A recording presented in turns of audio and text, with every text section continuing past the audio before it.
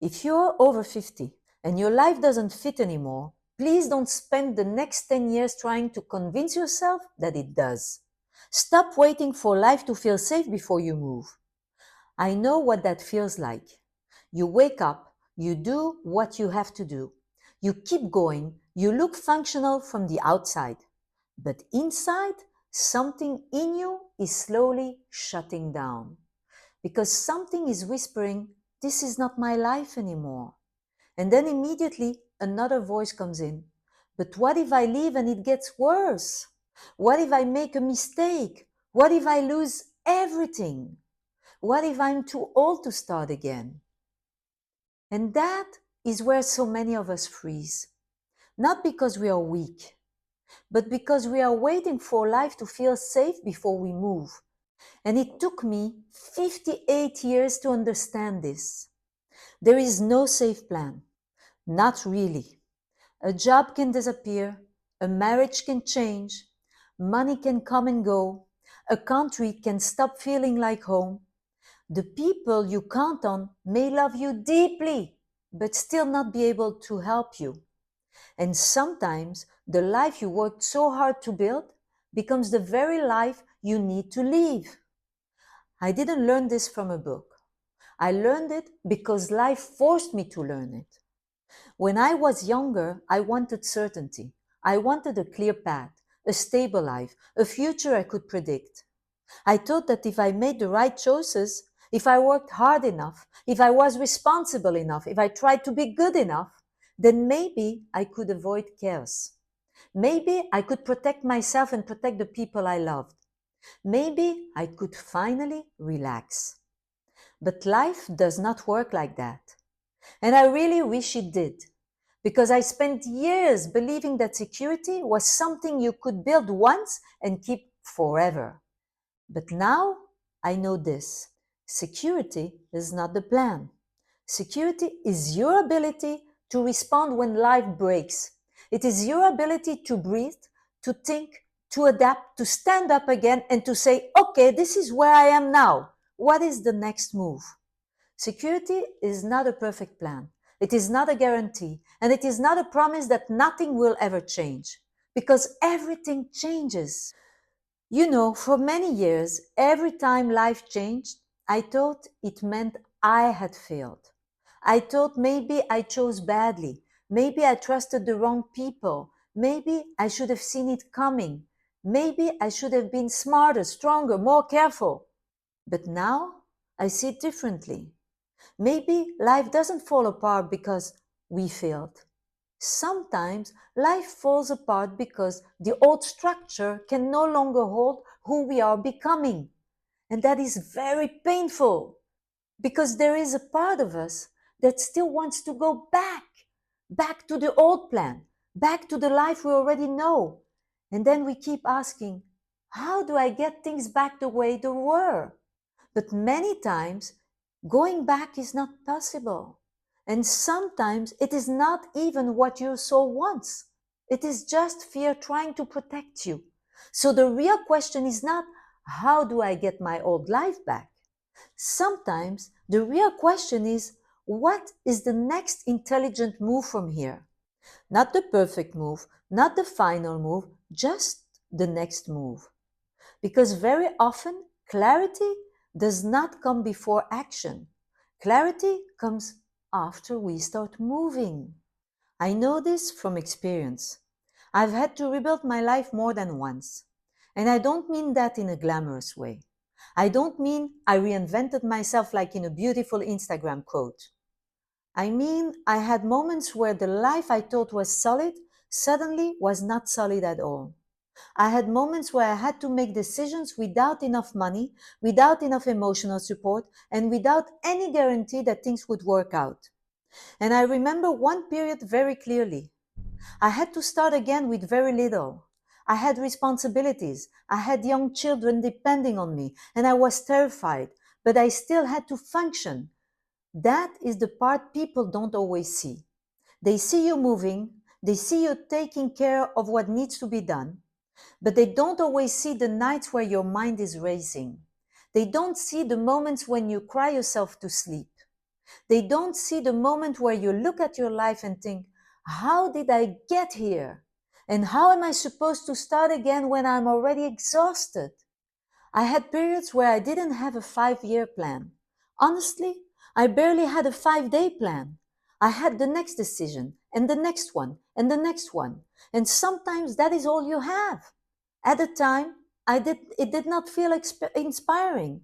And it certainly did not feel glamorous. It felt heavy. It felt unfair. It felt like I was carrying too much while still being expected to find a way. And if you are still here, you probably know exactly what I mean. Because when you are in survival mode, some people say, just follow your dreams. But they don't understand that you are not even there yet. Because sometimes before you can follow a dream, you first have to look at reality, not the fantasy, not the version you keep explaining to other people, not the version where you pretend you are fine. You have to face the truth. Where am I? What do I have? What is no longer working? What am I avoiding? What am I afraid to admit? What options do I actually have? And what is one step I can take today? That way of thinking changed everything for me because it moved me out of panic and into strategy. And I think that is often the difference between staying stuck and starting over. Starting over is not only emotional, it is also practical. Of course, you need courage, but courage without strategy can become chaos.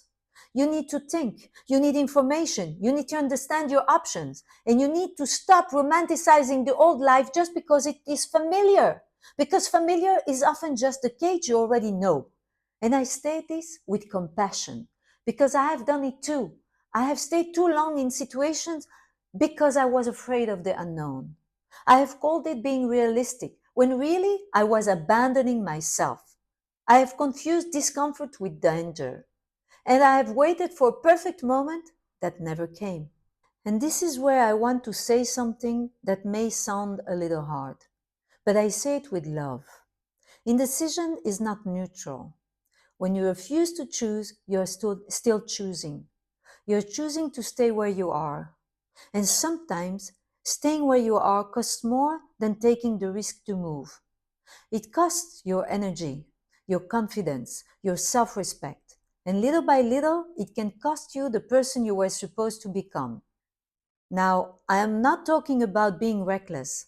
I'm not saying burn everything down, leave tomorrow, destroy your life, make dramatic decisions just to feel alive. No, that is not what I mean. I mean, don't hide behind thinking forever, because there is a difference. Thinking helps you prepare. Overthinking keeps you trapped. Planning helps you move, but waiting for the perfect plan keeps you frozen. And after 50, this becomes even more important because time starts to feel different. You begin to understand that 10 years is not a small thing. 10 years is a life. 10 years is your body, your energy, your possibilities. And at some point, you have to ask yourself, what am I still waiting for? Am I waiting to feel completely ready? Am I waiting for everyone to approve? Am I waiting for the fear to disappear? Am I waiting for someone to rescue me? Am I waiting for a guarantee? Because if that is what I am waiting for, I may wait my whole life. Fear does not always disappear before you act. Sometimes fear comes with you. You act scared, you decide scared, you rebuild scared, and little by little, you discover something important.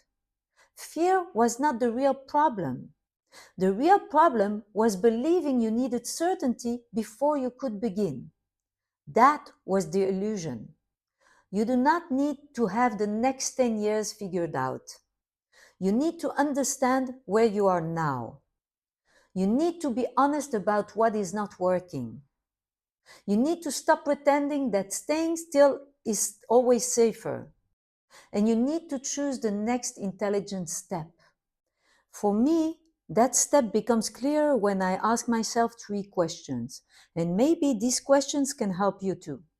The first question is, what is the truth of the situation? Not the version I wish were true. Not the version I keep explaining to other people so I don't have to feel the full weight of it. the actual truth.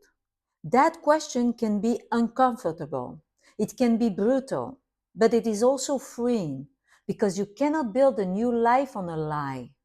The second question is, what is still in my control? Because when life becomes uncertain, it is so easy to obsess over everything we cannot control. Other people, the past, the timing, money, someone else's decision, the economy, the age we are, the chances we think we missed. And yes, some things are difficult. Some things are unfair. I'm not denying that. But power begins to come back when you ask, what can I still do? Even if it is small, even if it is imperfect, even if nobody understands it. What can I do today that moves me 1 inch closer to what I want? And the third question is, who do I need to become now? Because sometimes the problem is not only that your life has changed. Sometimes the deeper problem is that you are trying to face a new life with an old identity. And I know this one very well. You know, there is a part of me that learned to wear masks, to keep emotions controlled, to be strong, to manage, to keep everything together. But then there is another part of me, the girl I used to be, the girl who could feel deeply, the girl who believed anything was possible. And sometimes I wonder, where did she go? I don't think she disappeared. I think she's still there. And I think maybe for many of us, the next chapter is not about becoming someone completely new. Maybe it is also about recovering the parts of ourselves we had to bury in order to survive. So the old version of you may have needed approval. She may have needed to be chosen. Your new version may need courage. She may need to choose herself. The old version may have survived. The new version may need to lead. And no, that is not easy. But it is possible. And once you ask those three questions, the next step usually becomes less mysterious. What is the truth? What is still in my control? What do I need to become now? That is where the fog starts to live. Not all at once, but enough to move.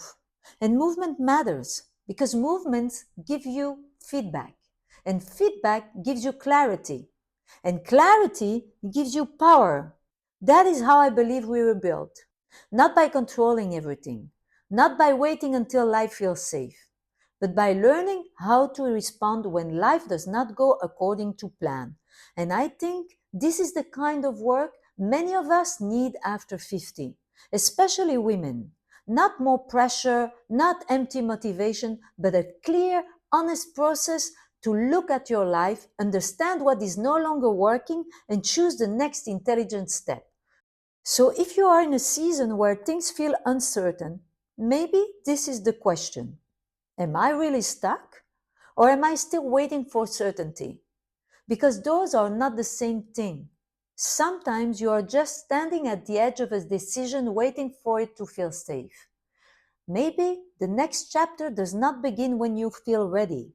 Maybe it begins when you finally say, I don't know exactly how this will work, but I know I cannot stay where I am. That is where the pivot begins. And if there is one thing that took me 58 years to understand about life, it is this. The plan is not what saves you. Your ability to adapt is what saves you. Your ability to think clearly is what saves you. Your ability to move even without certainty is what saves you. So stop waiting for life to feel perfectly safe. Look at the truth, choose the next step, and pivot. Because maybe the life you are afraid to step into is the life that has been waiting for you all along. Now, I would love to know, where in your life are you waiting for certainty? And what is the next step you already know you need to take?